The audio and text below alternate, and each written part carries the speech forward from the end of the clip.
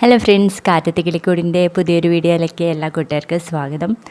അപ്പോൾ നമ്മുടെ ഭാസ്കരൻ തിന്നാൻ വന്നിരിക്കുന്ന സമയത്ത് ഹരീഷ് എന്തൊക്കെയോ പറയുന്നുണ്ട്. അവിടെ വെച്ച് ഭാസ്കരൻ പറയും, ഈ 2 ഉണക്കദോശ തിന്നതിനാണോ ഞാൻ ഇത്രയും വർത്താനം കേൾക്കേണ്ടത് എന്നും പറഞ്ഞ് എൻ്റെ ശിവനെ എന്ന് പറഞ്ഞിട്ട് എണീക്കുകയാണ് കേട്ടോ. എന്നിട്ട് പറയും, ഈ നാട്ടിലെ ഒരുപാട് ഹോട്ടലുകൾ ഉണ്ട്, എവിടെ പോയാലും ഭാസ്കരന് തിന്നാനുള്ളത് കിട്ടും. ഇനി ഭാസ്കരന്റെ കയ്യിലുള്ള കാശ് തീർന്നു പോയാൽ ഞാൻ ടിപ്പർ എടുത്ത് ഓടിക്കടാ. അങ്ങനെ നീയൊക്കെ എന്നെ പട്ടിണിക്കിടാന്ന് വിചാരിക്കണ്ട, എന്റെ തന്ത വിചാരിച്ചിട്ട് പറ്റിയില്ല. ഇനി ഈ വീട്ടിൽ നിന്ന് എന്നെ ഇറക്കി വിടാന്നും നീ വിചാരിക്കണ്ട, വേണമെങ്കിൽ നിനക്ക് ഇവിടുന്ന് ഇറങ്ങി പോവാം എന്നും പറഞ്ഞിട്ട് ഭാസ്കരൻ അങ്ങ് ഇറങ്ങി പോവാണേ. അപ്പോൾ നമ്മുടെ സുഭാഷനാണെങ്കിൽ ദേഷ്യം പിടിച്ച് ഹരീഷിന്റെ അടുത്ത് പറയും, എന്തോന്നാടാ നീ ഭക്ഷണം കഴിക്കുന്നവരുടെ മുന്നിലാണോ നിന്റെ ഈ ചീത്ത വിളി? ഭക്ഷണം കഴിക്കാതെ എഴുന്നേറ്റ് പോയത് കണ്ടില്ലേ എന്ന് പറയുമ്പോൾ, പോയിക്കോട്ടെ സുഭാഷ് ഏട്ടാ, അയാൾ ഇവിടുന്ന് പോയാലേ ഈ വീട് നന്നാവും. അല്ലെങ്കിൽ സുഭാഷ് ഏട്ടൻ എന്താ അയാളോട് ഇത്ര സോഫ്റ്റ് കോർണർ എന്ന് പറയുമ്പോഴേക്കും നികേഷ് എഴുന്നേൽക്കും കേട്ടോ. അന്നേരം സുഭാഷ് ചോദിക്കും, നീ എന്താ ഒന്നും കഴിക്കാതെ എണീറ്റേനെ? വേണ്ടേട്ടാ, എനിക്ക് വിശപ്പില്ല, ഞാൻ ചൂടോടെ 2 ചുട്ട് തരാമെന്ന് പറയുമ്പോൾ, കഴിച്ചിട്ട് ഇറങ്ങണ്ടേട്ടാ, ഇനി ഈ വീട്ടിൽ എന്നും പ്രശ്നങ്ങളായിരിക്കും. വഴിയൂടെ പോകുന്ന എല്ലാവർക്കും അത് കണ്ട് ചിരിക്കാനൊരു അവസരം കിട്ടും.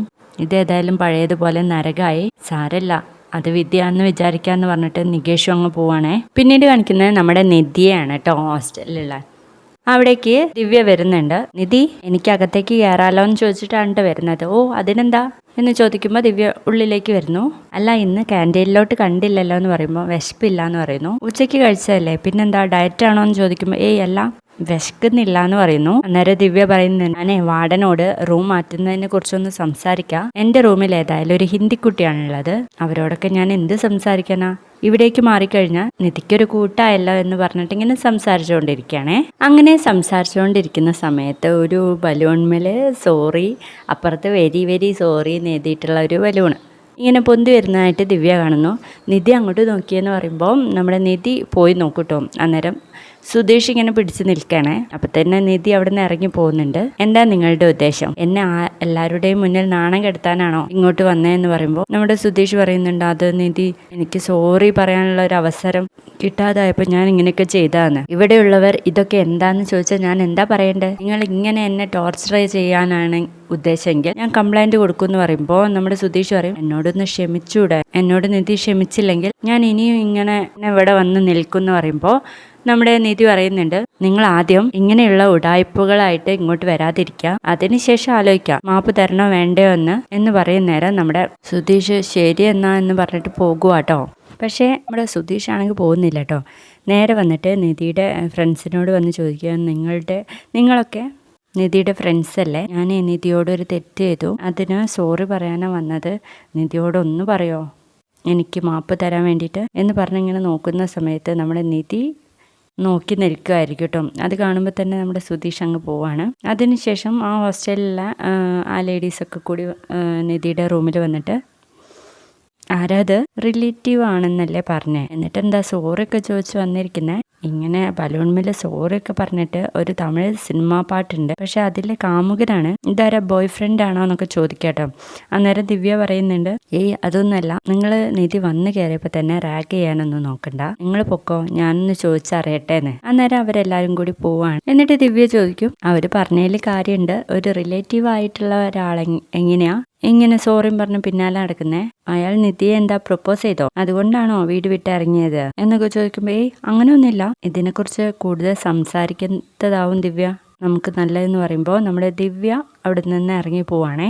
പിന്നീട് കാണിക്കുന്നത് നമ്മുടെ ഭാസ്കരൻ ചായ ഷോപ്പിലിരുന്ന് ചായ കുടിക്കുകയാണ് കേട്ടോ. അന്നേരം അവിടേക്ക് ഗംഗാധരൻ വരുന്നുണ്ട്. അപ്പോൾ ഒരു ചായ എന്ന് പറയുമ്പോൾ ഭാസ്കരൻ പറയും, രാജാ, ഞാൻ ആദ്യം ചായ ചോദിച്ചത്, അതുകൊണ്ട് എനിക്ക് വേണം ആദ്യത്തെ ചായ എന്ന്. അന്നേരം രാജൻ പറയും, എന്തിനു ഭാസ്കരേട്ടാ ഇലയിൽ ചവിട്ടി രസിക്കുന്നതെന്ന്. അപ്പോൾ ഭാസ്കരൻ പറയുന്നുണ്ട്, അതങ്ങനെയാ, കുട്ടിക്കാലം മുതൽക്കേ ഉള്ള ശീല, വീണ് കിടക്കുന്ന എല്ലാം ഉണ്ടല്ലേ ഞാൻ ചവിട്ടി അങ്ങ് രസിക്കുന്ന ഗംഗാധരൻ നോക്കി പറയാം കേട്ടോ. അന്നേരം അവിടേക്ക് സുഭാഷ് വരുന്നുണ്ട് 2 പാക്കറ്റ് ബിസ്ക്കറ്റ് വാങ്ങിക്കാൻ വേണ്ടിയിട്ട്. അത് കാണുമ്പോൾ ഭാസ്കരൻ പറയും, എൻ്റെ പറ്റില്ല എഴുതിക്കോ രാജാ, അവന് ബിസ്ക്കറ്റ് എടുത്ത് കൊടുക്കുമെന്ന് പറയുമ്പോൾ സുഭാഷ് പറയും, അതിൻ്റെ ആവശ്യമില്ലാന്ന്, എങ്കിൽ പിന്നെ എൻ്റെ ചായയുടെ കാശ് കൂടി നീ അങ്ങ് കൊടുത്തേക്കെന്ന് സുഭാഷിനെ നോക്കി പറയുന്നു. അപ്പോൾ രാജൻ ചോദിക്കുന്നുണ്ട്, അല്ല സുഭാഷേ, നിന്റെ അനിയന്റെ ഭാര്യ ഇവിടുന്ന് പോയി എന്ന് പറഞ്ഞു കേട്ടു, അത് ശരിയാണോ എന്ന് ചോദിക്കും. അങ്ങനെയൊന്നും ഇല്ല എന്ന് പറയുന്നു. അത് കേൾക്കുമ്പോൾ ഗംഗാധരന് ഭയങ്കര ചിരിയാണ് കേട്ടോ. എന്തായിരുന്നു റിസപ്ഷനും കാര്യങ്ങളൊക്കെ, ഇത്രയും കാലം ആ വീട്ടിൽ തന്നെ നിന്നത് വലിയ കിട്ടലെന്നൊക്കെ പറഞ്ഞ് ഇങ്ങനെ ചിരിക്കാൻ കേട്ടോ. അതൊന്നും നമ്മുടെ ഭാസ്കരന് തീരെ പറ്റില്ല. അപ്പോഴേക്കും സുഭാഷ് പറയുന്നുണ്ട്, ഏട്ടാ വേഗം എടുക്ക്, എനിക്ക് പോയിട്ടേ വേറെ പണിയുണ്ടെന്ന്.